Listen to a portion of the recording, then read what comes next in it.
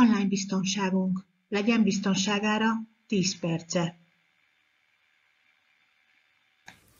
Jó napot kívánok, Bedő Andrea vagyok, Bedőháza polgármestere, könyvtárosa és informatika szakos tanár is, úgyhogy ilyen többes szerepben vagyok ismét csak, hiszen ez már a második alkalom, hogy itt ülünk Dányi Józseffel, aki a lenti rendőrkapitányságnál a megelőzési előadó, bűnmegelőzési előadóként dolgozik, és hát nagyon okosakat mondtunk a múltkor arról, hogy hogyan is lehet egy kritikai gondolkodással megelőzni az SMS-ben kapott, illetve a banki adatainkra halászó csalásokat, hogyan lehet ezt elkerülni egyáltalán. Most az új témánk viszont már más lesz. Mivel készültél, József? Hát igen, a mai alkalommal elsősorban, tisztelettel köszöntök mindenkit én is, az adathalász banki e-mailekről szeretnék beszélni, majd a hamis webáruházakról. Hát akkor nézzük ezt az elsőt. Itt olyan levelekről beszélünk, amikor adathalász banki e-mail, amelyek általában lemásolják a valódi banknak a logóját, akár egy gáz szolgáltató cégét, és én már is hoztam is egy példával kezdeném, hiszen ebből tanulunk a legtöbbet. Ez itt egy gázszámla lesz, ami ugye ismerős lehet, hisz ez az MVM szolgáltatónak. Így néz ki az én számlám is. Így van, és most azt kell, hogy mondjam, hogy ha mellé teszem a hamis gázszámlát, akkor lehet látni, hogy a logótól elkezdve szépen mindent lemásoltak. Mondanám, hogy így néz ki az én számlám is. Így van, és a fő probléma a következő. Hogyan vehetjük észre, hogy adott esetben hamis a gázszámla?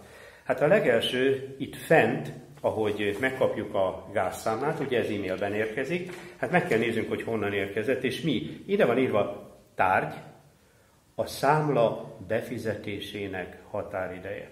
Tehát ez abszolút magyartalan kifejezés, egyébként a másik számlán nincs is egy ilyen tárgy meghatározás. Aztán a következő, fizetendó összeg, fizetési határidő, tehát azt kell, hogy mondjam, tele van helyesírási hibával, meg lehet nézni, hiszen már korábban is utaltunk, a bankszámlaszám nem változhat meg úgy, hogy minket erről nem értesítenek.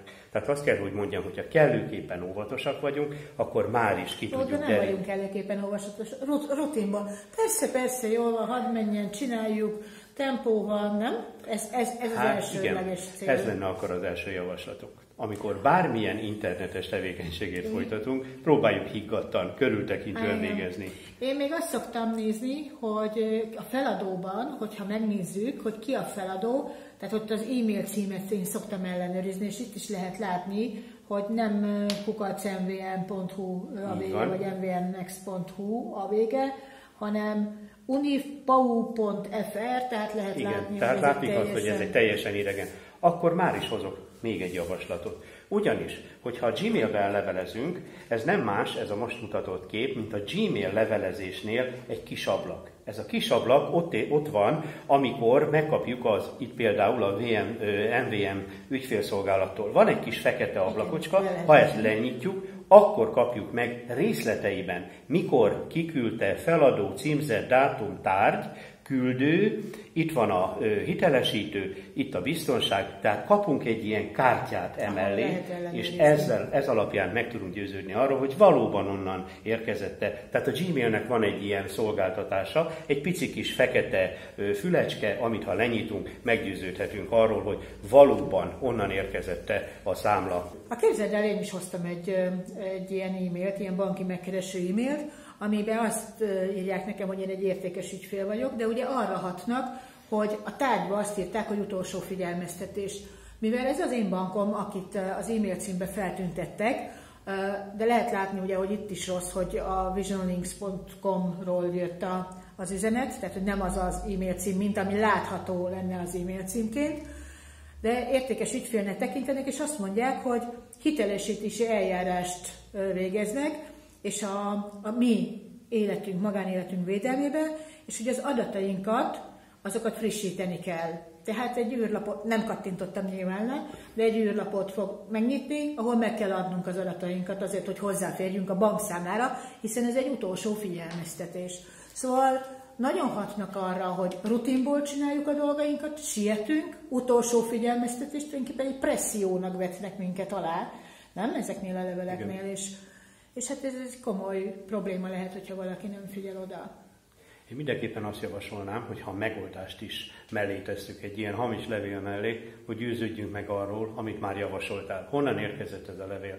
Valóban a bankunk által megadott e-mail címről érkezik-e? És még ez csak egy telefonhívás, hívjuk fel a bankot, hogy valóban szükség van-e bármilyen adatfrissítésre, és a banktól tájékoztatni fognak minket, hogy igen vagy nem. Egyébként egyet hadd áruljak el, ezeknél, tehát a bankok ilyet így nem tesznek. Tehát nem fognak e-mailt küldeni, adategyeztetés történhet személyesen. Erről beszéltünk a múltkor, annak is van egy veszélyesebb oldala, de egy biztos, hogy semmilyen olyan adatot ne adjunk meg, ami a saját adatunk vagy a kártyánkra vonatkozik egy-egy ilyen levélre sem, és nem szabad rákattintani a levélben érkezett különböző tartalmakra, mert ott akár már egy rosszindulatú vírus is telepedhet. Én még azt is szeretném mondani itt, hogy telefonon is hallottam már olyat, hogy úgy csinál, mintha banki ügyintéző, ugye ez is szóba került a múltkor, de hogy fölhívják a nénit, hogy akkor adja meg telefonba az adatait, majd ők beírják. Tehát nem adjuk meg az adatainkat hivatalos formában, azt majd a családdal egyeztetve, akár az idősebb korosztály is. Tehát inkább kételkedjünk, mint hogy elveszjen a pénzünk. Így van.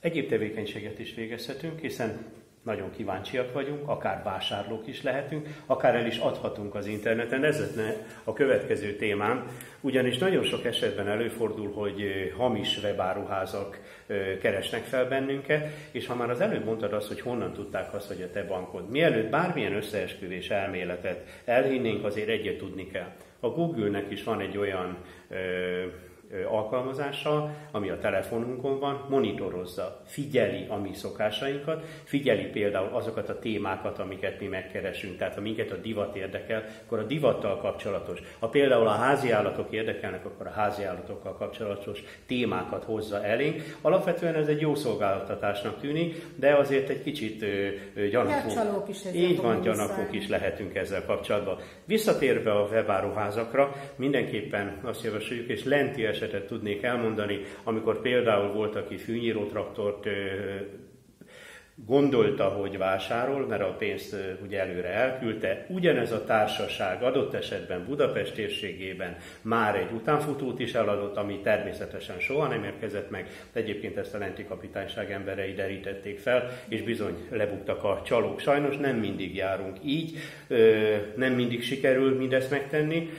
Sok esetben előfordul az is, hogy az, aki vásárol valamit és nem érkezik meg, vagy valamilyen silánytermékért, vagy egy teljesen más érkezik meg a termékgyanánt, akkor azt mondja, 10 000 forintot vagy 8 000 forintot másra is kiadtam már, és nem ad jelzést.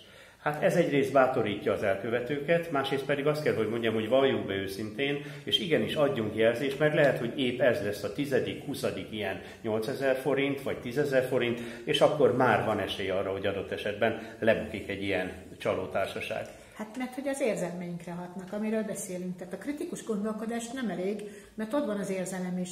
Én is tiltottam már le bankkártyát, pont egy webes vásárlás alapján, mert jól akarunk járni. Tehát ott vagyunk az interneten, a webáruházat nekem, ami miatt tiltanom kellett, a Facebook dobta fel, tehát én azt gondoltam, hogy a Facebook már ellenőrizte, csak kattintottam rutinból, de jó áram van, jó van, hadd szóljon. Igazából nem vették le a pénzt, mert utánvétel szoktam az ismeretlen áruházaktól kérni dolgot, mert ha nem érkezik meg, akkor nincsen oda a pénzem, de egyszer csak később, jóval később a bankkártyámon, a megadott adatok alapján először levontak egy csekély összeget. És akkor én azzal a lendülettel mentem a bankhoz, és tiltottam le a kártyát. De nekem van egy kialakult önvédelmi rutinom a szakmámból adódóan, nem mindenkinek. És a szégyen a másik. Tehát szégyeljük. Tehát ez most tulajdonképpen ciki is lehetne, hogy én bevallottam, hogy jól akartam járni, de szerintem mindenki jól akar járni.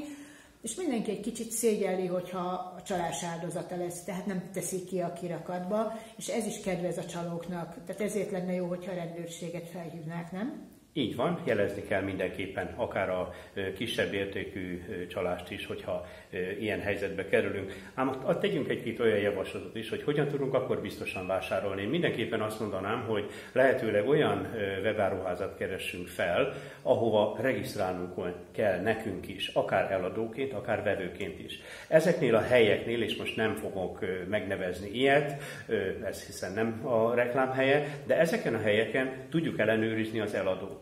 Tudjuk ellenőrizni azt, hogy már hány üzlete történt meg, kinek mi volt a véleménye erről az eladóról, és hogy látjuk azokat az adatokat, ha mondjuk már 300 terméket sikeresen eladott, akkor lehet, hogy elindulhatunk mi is az adásvétel tekintetében. A következő, nagyon fontos, hogy hogyan fizetünk. Tehát az utánvétes fizetést is nagyon javaslom, hiszen lehetőségünk van arra, hogy megnézzük, hogy valójában azt kaptuk-e meg, amiről szó van, amit szerettünk volna. Egyet mindenképpen kiemelnék. Ne higgyük el, hogy azok a csodálatos, kedvező árak vajon tényleg valósak-e. Azt kell, hogy mondjam, az előbb a fűnyíró traktort hoztam fel példának. Pár százezer forintra volt hirdetve, és nagyon jól tudjuk, ha egy ilyet szeretnénk vásárolni, újszerű állapotban, hát bizony majdnem milliókról beszélhetünk, amikor egy ilyen árut vásárolunk. Tehát mindenképpen nagyon figyelmesek, körültekintőek legyünk, és ne higgyünk el mindent, ez lenne az elsődleges. Hát én azóta ugye megtanultam, tehát ez évekkel ezelőtt volt nyilvánvalóan sokkal hamarabb, mint a mostani időszak. Én azóta mindig megnézem az AFS-t, az ügyfélszolgálatot, hogy a panaszkezelőt, tehát hogy minden rendben van-e, mert minden webáruháznak ezeket az adatokat kötelessége feltüntetni, tehát nem vásárolunk olyan helyről, ami nem biztos. Hát a mai alkalommal ismét 2 témát érintettünk, és szeretném felhívni nézőinknek a figyelmét, hogy a kiberpajzs.hu weboldalon ezek a csalástípusok szerepelnek, javaslatokat is adnak, hogyha esetleg elbizonytalanodnánk. Én azt gondolom, hogy mindenki legyen nagyon óvatos és körültekintő, akár eladni, akár vásárolni akar. És az értelmet, meg az érzelmet, ezt kapcsoljuk össze, amikor az online térben vagyunk. Köszönjük szépen! Online biztonságunk. Legyen biztonságára 10 perce. Az online csalások áldozataivá válhatunk az érzelmeink keresztül. Gyakran kihasználják az emberek bizalmát és jóhiszeműségét, így próbálják megszerezni személyes vagy pénzügyi információinkat. Az érzelmek alapján hajlamosak vagyunk gyors döntéseket hozni, különösen ha arról van szó, hogy megvédjük magunkat vagy másokat. Ezért fontos, hogy felismerjük az érzelmi manipulációt és megőrizzük az óvatosságunkat, még a látszólag hivatalosnak tűnő kérésekkel szemben is. Nem csak érzelmeinknek, értelemnek is nagyon fontos szerepe van az online biztonság területén. Ezért nagyon fontos a kritikus gondolkodás gyakorlása és a biztonságos internetezési szokások kialakítása. Erről szól podcastünk.